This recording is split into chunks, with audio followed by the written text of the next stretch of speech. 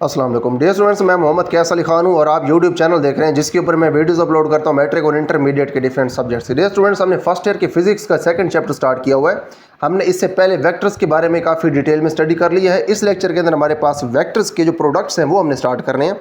हमारे पास यहाँ पे टॉपिक है section 2.3 product of two vectors. यहाँ पे हमने दो वेक्टर्स के जो प्रोडक्ट्स होते हैं उनको स्टडी करें। देखिए, हमारे पास बेसिकली दो तरह के प्रोडक्ट्स होते हैं। एक होता है हमारे पास स्केलर प्रोडक्ट जिसको हम डॉट प्रोडक्ट कहते हैं, और दूसरा हमारे पास होता है वेक्टर प्रोडक्ट जिसको हम क्रॉस प्रोडक्ट भी कहते हैं। ठीक है, दो हमारे पास प्रोडक्ट्स होते हैं, या फिर जो वेक्टर के प्रोडक्ट्स होते हैं उनकी हमारे पास ये दो टाइप्स होती हैं। हमने इस लेक्चर के अंदर डॉट प्रोडक्ट जिसको हम स्केलर प्रोडक्ट भी कहते हैं उसको स्टडी करना है। अगले लेक्चर के अंदर हम इंशाल्लाह जो हमारा वेक्टर प्रोडक्ट होता है फिर क्रॉस प्रोडक्ट जो होता है उसको हम वहाँ पे स्टडी करेंगे। ठीक है, तो स्टार्ट करते हैं इसको हम। सबसे पहले जो प्रोडक्ट है वेक्टर्स का उसके बारे में यहाँ पे बताया हुआ है। There are two types of vector multiplications. जो हमारे पास वेक्टर की मल्टीप्लिकेशन होती है उसकी दो टाइप्स होती हैं। The product of these two types are known as scalar product and vector product. एक हमारे पास होता है स्केलर प्रोडक्ट और दूसरा होता है वेक्टर प्रोडक्ट। कब स्केलर होते हैं कब वेक्टर होते हैं वो यहाँ पे नीचे बताया हुआ है। If the product of two vectors result in a scalar quantity, यानी कि अगर आप दो वेक्टर्स को मल्टीप्लाई करवाएं और उसका जो आंसर आए वो एक स्केलर क्वांटिटी आ जाए, then it is called a scalar product. तो इसके बाद इसको आप स्केलर प्रोडक्ट कहते हैं। ठीक है, जैसे कि इसके नाम से जाहिर है कि वेक्टर्स जब दो मल्टीप्लाई हों, आंसर आपको स्केलर मिल जाए तो आप उसको स्केलर प्रोडक्ट कहेंगे, क्योंकि इसने आपको आंसर स्केलर दिया है। आप ऐसा नहीं कह सकते कि स्केलर्स मल्टीप्लाई हुए हैं। मल्टीप्लाई वेक्टर्स ही होंगे दोनों केसेस के अंदर। स्केलर प्रोडक्ट में भी प्रोडक्ट वेक्टर्स का होगा, वेक्टर प्रोडक्ट में भी प्रोडक्ट वेक्टर्स का ही होगा, लेकिन आंसर जो है उसका फ़र्क है। स्केलर प्रोडक्ट के अंदर आपको आंसर स्केलर मिलेगा, लेकिन जो वेक्टर प्रोडक्ट है उसमें आपको आंसर वेक्टर मिलेगा। यही बात आगे लिखी हुई है। वाइल जबकि if the product of two vectors results in A vector quantity, लेकिन आपके पास दो वेक्टर्स जो हैं इनका अगर प्रोडक्ट वेक्टर क्वांटिटी आपको दे तो उस वक्त होगा क्या, then it is called vector product. तो फिर आप इसको वेक्टर प्रोडक्ट कहते हैं। दो चीज़ें हमने यहाँ पे देख ली। अगर दो वेक्टर्स का प्रोडक्ट जो है वो स्केलर आ जाए तो स्केलर प्रोडक्ट, अगर आंसर वेक्टर आ जाए तो फिर वो वेक्टर प्रोडक्ट। ठीक है, तो यहाँ पे हमारे पास इस लेक्चर का जो टॉपिक है वो है स्केलर और डॉट प्रोडक्ट। इसको हम स्टार्ट करते हैं। The scalar product of two vectors A and B is written as A dot B. इसको आप ए डॉट बी करके लिखते हैं, यानी कि क्योंकि स्केलर प्रोडक्ट है डॉट प्रोडक्ट है तो आप दरमियान में डॉट लगा के इसको डिनोट करते हैं। And is defined as this one. इसको आप ऐसे डिफाइन करते हैं, A dot B is equal to A B into cos of theta. ये जो थीटा ये क्या है, थीटा इन दोनों के दरमियान जो एंगल है ये वो है। ठीक है, where A and B are the magnitudes of vectors A and B and theta is the angle between them. अब देखें, तीन चीज़ यहाँ पे इस्तेमाल हुई हैं इनके इस डॉट प्रोडक्ट के अंदर। एक हमारे पास इस्तेमाल हुआ है ए, वो वेक्टर ए का मैग्नीट्यूड है। जो बी है वो वेक्टर बी का मैग्नीट्यूड है। अब देखें, ये बोल्ड करके उन्होंने नहीं लिखे, मोटे करके नहीं लिखे। अब यहाँ पे ये दोनों बोल्ड करके लिखे हुए हैं। ठीक है, लेकिन यहाँ पे ये नॉर्मल लिखे हुए हैं, यहाँ पे इनको बोल्ड नहीं किया हुआ ए और बी, क्योंकि ए और बी के मैग्नीट्यूड्स हैं और साथ थीटा इसमें कॉज ऑफ थीटा, और जो थीटा है ये इन दोनों के दरमियान जो एंगल है वो है। ठीक है, अब देखें यहाँ पे जो फिजिकल इंटरप्रिटेशन इसकी या फिर इसका जो असल मतलब है डॉट प्रोडक्ट का वो क्या है, वो अब यहाँ पे बताया हुआ है। ठीक है, असल चीज़ अब ये है। For physical interpretation of dot product of two vectors A and B. अब इनका जो डॉट प्रोडक्ट है और बी का, इसकी फिजिकल इंटरप्रिटेशन के लिए हम क्या कर सकते हैं। These are first brought to a common origin, figure 2.2a। अब यहाँ पे देखें, ये दोनों एक कॉमन ओरिजिन के ऊपर लाए जाते हैं। अब देखें, वैसे तो हमारे पास जो वेक्टर्स हैं ये स्पेस में या प्लेन के अंदर कहीं भी हो सकते हैं, तो हम इनको सबसे पहले लेके आते हैं एक कॉमन ओरिजिन के ऊपर। यहाँ पे देखें, इनका ओरिजिन हो गया सेम। जब ओरिजिन सेम हो गया तो उसके बाद है क्या, then A dot B is equal to A into projection of B on A. तो फिर उसके बाद जो डॉट प्रोडक्ट होता है ए डॉट बी वो बराबर होता है ए मैग्नीट्यूड ऑफ ए, ये ए का मैग्नीट्यूड है, into projection of vector B on vector A. Vector B की वेक्टर ए के ऊपर कैसे प्रोजेक्शन होती है ये पिछले लेक्चर के अंदर, बल्कि उससे पिछले लेक्चर के अंदर हम डिटेल में देख चुके हैं कि वेक्टर की प्रोजेक्शन का क्या मतलब है। तो यहाँ पे देखें, जो आपके पास वेक्टर बी है उसकी यहाँ पे नीचे आ रही है प्रोजेक्शन। ठीक है, ये प्रोजेक्शन है, साया है इसका वेक्टर ए के ऊपर। देखें वेक्टर ए के ऊपर कितना साया बनता है बी का, वो ये साया है। ठीक है, ये बी का साया है। जो बी का साया है वो बराबर है B into cos of theta. हमें कैसे पता चला B into cos of theta है, ये थीटा है हमारे पास, ये हमारे पास क्या है, ये हमारे पास हाइपोटेन्यूस है। हाइपोटेन्यूस बराबर है बी का मैग्नीट्यूड, और ये हमारे पास है बेस। ठीक है, अभी जो बेस है यही बेस हमारे पास, ये देखें यहाँ पे ये ट्राइंगल बन रही है और ये इस ट्राइंगल का ये वाला परपेंडिकुलर है। इस ट्राइंगल की जो बेस है असल में यही बेस हमारे पास है साया या फिर प्रोजेक्शन ऑफ बी ऑन ए। ये बेस हमने कैसे फाइंड करनी है, आप जानते हैं कि हमारे पास जो कॉज होता है, कॉज ऑफ थीटा, वो बराबर होता है बेस ओवर परपेंडिकुलर। ठीक है, बेस यहाँ पे फॉर एग्जांपल उसको बी कह दें और परपेंडिकुलर यहाँ पे आपके पास बी है जो कि बी वेक्टर का मैग्नीट्यूड है। इस बी को आप उधर ले जाएं तो बी जाके मल्टीप्लाई हो जाएगा कॉज के साथ, तो स्मॉल बी की आपके पास वैल्यू आ जाएगी जो कि हो जाएगा capital B into cos of theta. तो ये जो b into cos of theta है यही आपके पास बेस की वैल्यू है और यही उन्होंने यहाँ पे लिखी और यही आपके पास प्रोजेक्शन है b की a की अलोंग, ठीक है, a के ऊपर, ठीक है, a के ऊपर जो b की प्रोजेक्शन है वो ये है। तो यहाँ पे आप कह सकते हैं कि जो a डॉट b है उसका असल में मतलब ये है कि a यानी कि a का magnitude into projection of b on a, projection का ये मतलब है जो हमने यहाँ पे देखा है, ठीक है, असल में डॉट प्रोडक्ट का ये मतलब है जो कि यहाँ पे हमने देखा है। उसके बाद नेक्स्ट हमारे पास है a dot b is equal to a into magnitude of component of b in the direction of a, यानी कि b का वो कंपोनेंट जो कि a की डायरेक्शन में होगा, ठीक है। अब देखें b के कंपोनेंट्स किस किस डायरेक्शन में होंगे, पहले हम ये देख लेते हैं। हमने देखा है कि जो b है इसको हम रिजॉल्व कर सकते हैं या फिर कोई भी वेक्टर उसको हम रिजॉल्व कर सकते हैं उसके परपेंडिकुलर कंपोनेंट्स के अंदर, ठीक है, उसके रेक्टेंगुलर कंपोनेंट्स के अंदर। एक तो कंपोनेंट रेक्टेंगुलर इसका वाज़ेह तौर पे यहाँ पे होगा x की डायरेक्शन में, दूसरा इसका जो कंपोनेंट होगा वो यहाँ पे ऊपर होगा y की डायरेक्शन में। जब आपने b का डॉट प्रोडक्ट लेना है a के साथ तो आपने b का ये जो y वाला कंपोनेंट है by ये आपने नहीं लेना, इसको आपने इग्नोर करना है। उसकी वजह ये है कि ये a के किसी काम का नहीं है, a की डायरेक्शन में ये नहीं है। b का वो कंपोनेंट जो a की डायरेक्शन में होता है आपने सिर्फ वो लेना है क्योंकि वही a के साथ मिल के कोई ना कोई काम कर सकते हैं, ठीक है, क्योंकि ये दोनों a की डायरेक्शन में है। तो b देखें, b की डायरेक्शन कुछ और है, a की डायरेक्शन है कुछ और, तो दोनों मिल के मुकम्मल असर अपना नहीं दिखा सकते। मुकम्मल असर इसलिए नहीं दिखा सकते क्योंकि दोनों की डायरेक्शन एक जैसी नहीं है। उसके लिए b का वो कंपोनेंट जो कि a की डायरेक्शन में, यानी कि b का वो इफ़ेक्ट जो कि a की डायरेक्शन में है वो आप लेंगे, वो b की प्रोजेक्शन की फॉर्म में आएगा जो कि a के ऊपर इसकी प्रोजेक्शन है ये वाली, और उसके बाद a जो है वेक्टर ये इसका मैग्नीट्यूड आप लेंगे, ठीक है। तो इन दोनों को मल्टीप्लाई करवाएंगे तो फिर आपको इनका डॉट प्रोडक्ट मिलेगा।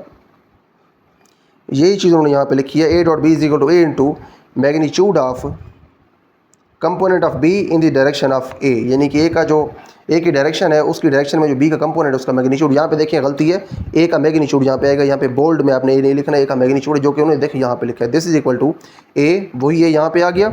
और उसके बाद ये जो ब्रैकेट में चीज़ लिखी हुई थी magnitude of component of b in the direction of a, वो यहाँ पे आ गया b cos of theta, this is equal to a b into cos of theta. Similarly अगर आप b डॉट a करते हैं, b dot a is equal to, देखिए यहाँ पे क्या था, यहाँ पे a डॉट b था, आपने a का मैग्नीट्यूड वैसे लिखा, यहाँ पे आपके पास है b डॉट a तो यहाँ पे आप b का मैग्नीट्यूड वैसे लिखेंगे, और यहाँ पे आपने क्या लिखा था magnitude of b in the direction of a, यहाँ पे आप क्या लिखेंगे magnitude of component of a in the direction of b।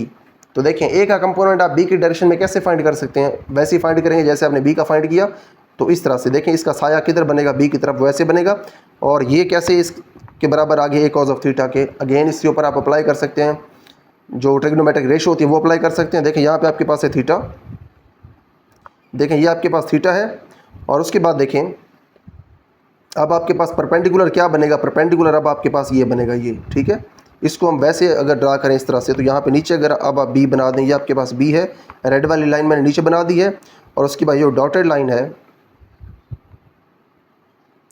बल्कि ये जो ए है इसको अब यहाँ पे ऊपर बना दें ऐसे, इस तरह से, ठीक है, ऐसे ए आप ऐसे बना दें, और उसके बाद जो बी है डॉटेड लाइन इसको आप ऐसे करके बना दें, ऐसे करके, ठीक है जी, ऐसे, ये ऐसे बन गई। उसके बाद ये है जी आपके पास वेक्टर ए, ये आपके पास वेक्टर बी, और अब आपने ए का बताना है प्रोजेक्शन। ए के प्रोजेक्शन के लिए देखें थीटा यहाँ पे है, इन दोनों के दरमियान जो एंगल है, देखें ये जो आपके पास डायग्राम ये वाली, इसको मैंने थोड़ा रोटेट करके यहाँ पे बना दिया। अगर आपको इसकी समझना है तो आप इसको छोड़ भी सकते हैं, इसमें इतना बड़ा कोई मसला नहीं है, या इसको समझना कोई ज़रूरी भी नहीं है।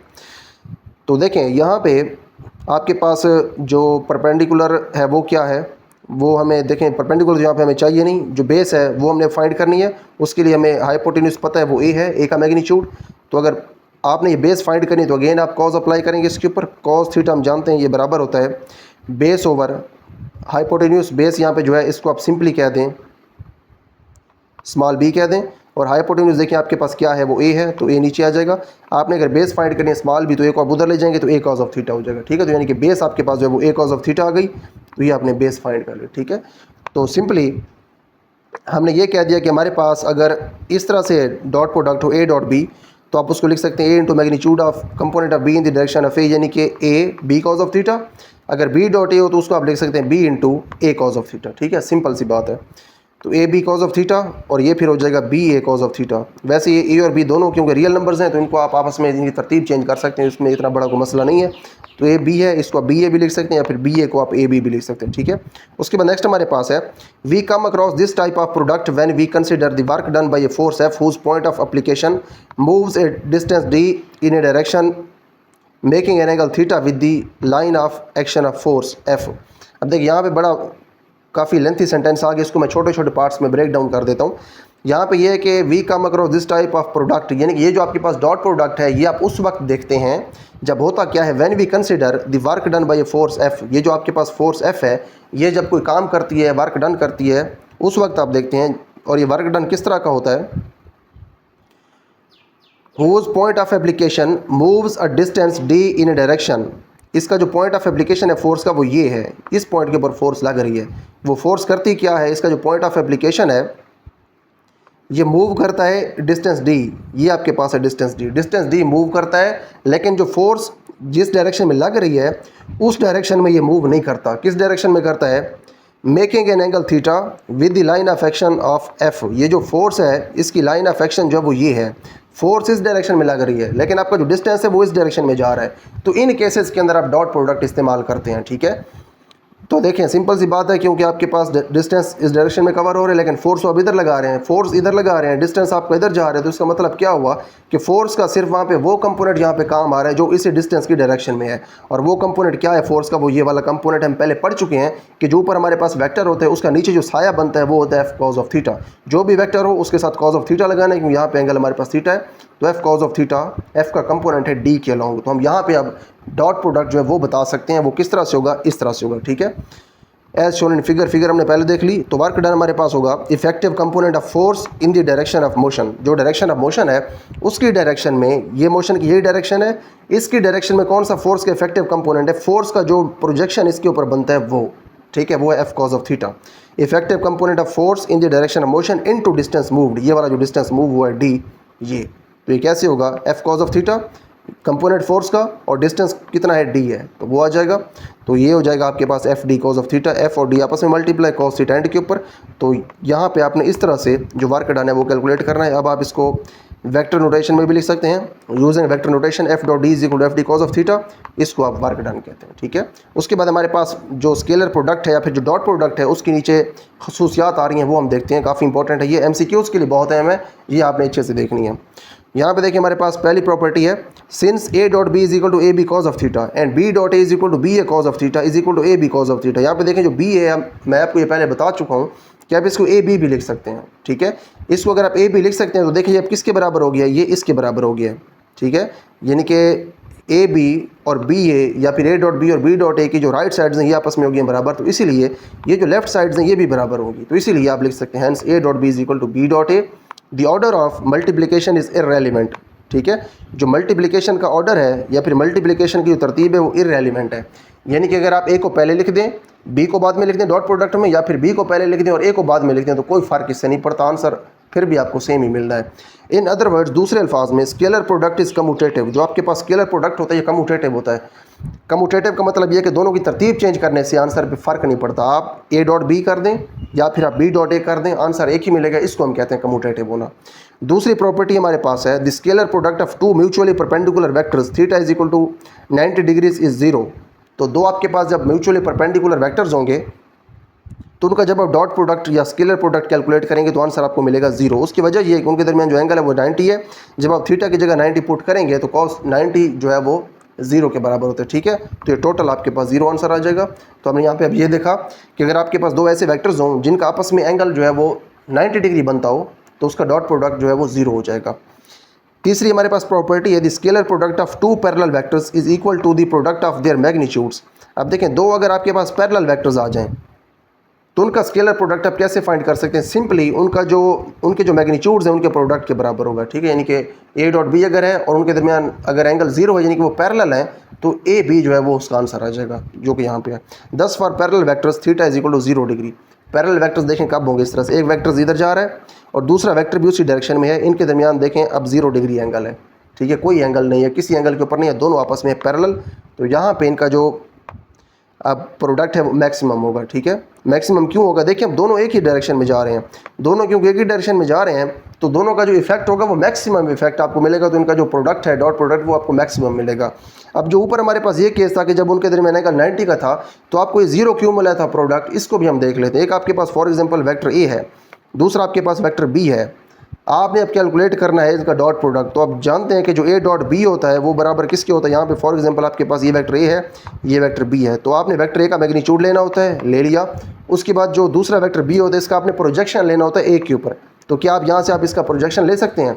जो वेक्टर बी है वो तो बिल्कुल सीधा है, जब सीधा वेक्टर है तो उसका नीचे कोई प्रोजेक्शन बनेगा नहीं, प्रोजेक्शन जब बनेगा नहीं तो प्रोजेक्शन इसका होगा जीरो, जब प्रोजेक्शन जीरो होगा तो आंसर भी आपको जीरो मिलेगा। इन अदर वर्ड्स, जिस डायरेक्शन में एक काम होना था दूसरा काम उसके बिल्कुल परपेंडिकुलर डायरेक्शन में हो रहा है, तो फिर ये दोनों मिलके कोई भी काम नहीं कर सकते, ठीक है। इन दोनों का जो इफेक्ट है वो कैंसिल हो जाएगा, तो आंसर आपको जीरो मिल जाएगा।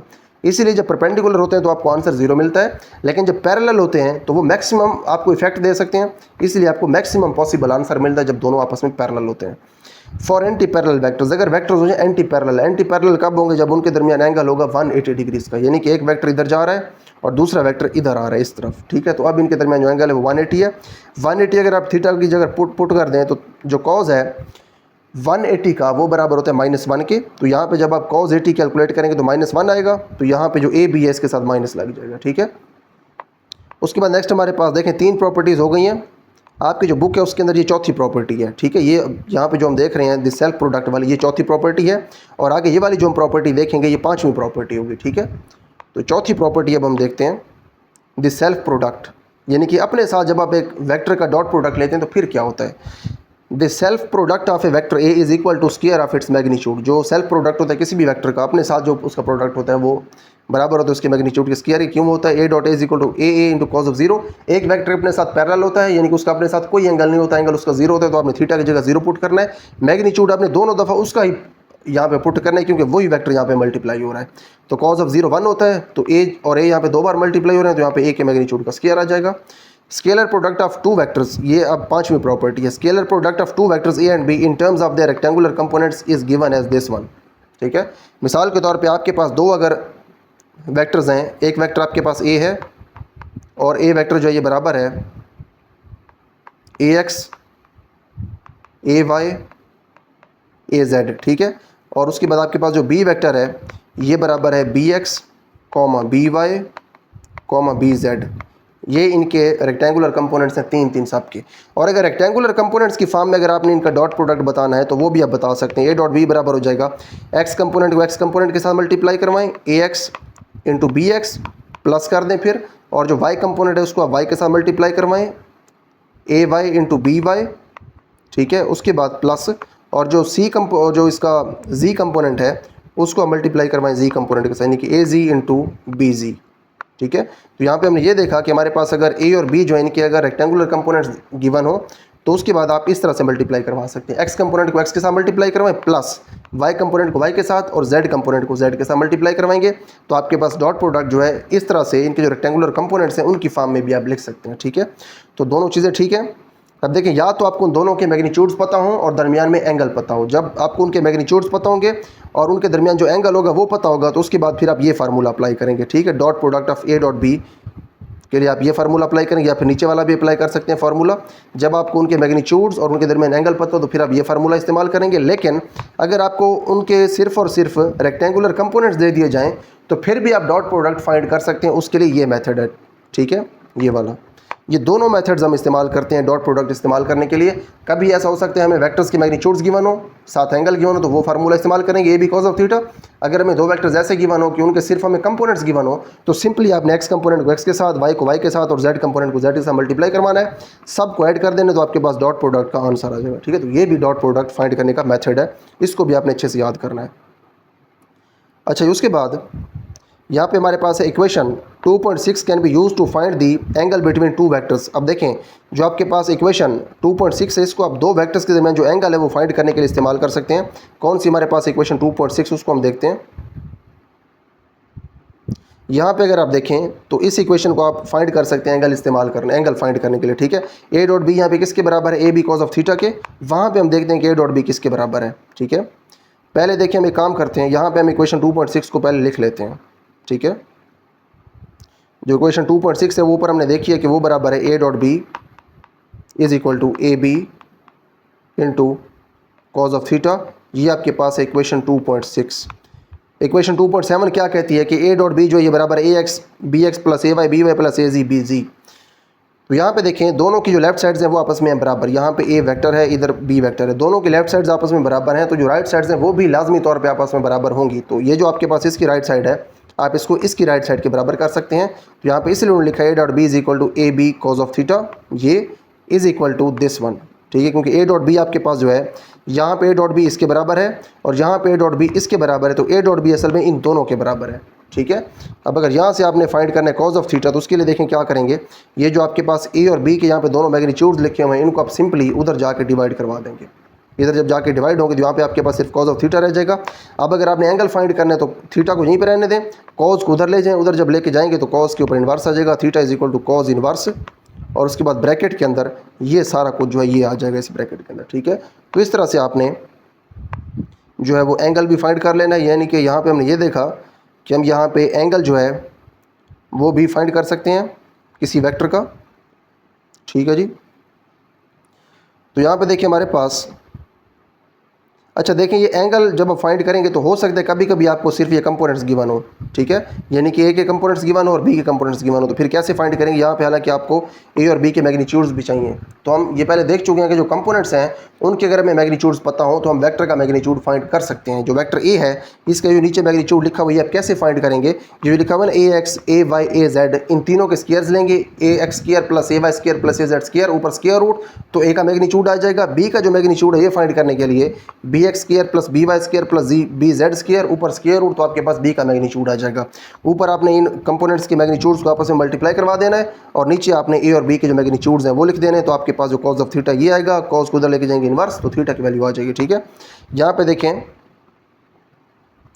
हमारे पास हमारा ये टॉपिक कंप्लीट हो गया, काफ़ी इंपॉर्टेंट टॉपिक था। यहाँ पे हमने ये देखा सबसे पहले कि हमारे पास जो प्रोडक्ट्स हैं वेक्टर्स के वो कितनी टाइप्स के होते हैं। हमने देखा 2 टाइप के हमारे पास प्रोडक्ट्स होते हैं। उसके बाद हमने देखा कि स्केलर प्रोडक्ट क्या होता है। उसके बाद हमने स्केलर प्रोडक्ट की जो इंपॉर्टेंट प्रॉपर्टीज़ थी 5 प्रॉपर्टीज़ हमने यहाँ पे देख ली, और एंड के ऊपर हमने ये भी देख लिया कि स्केलर प्रोडक्ट को इस्तेमाल करते हुए हम कैसे किसी भी वेक्टर का जो एंगल है वो बता सकते हैं।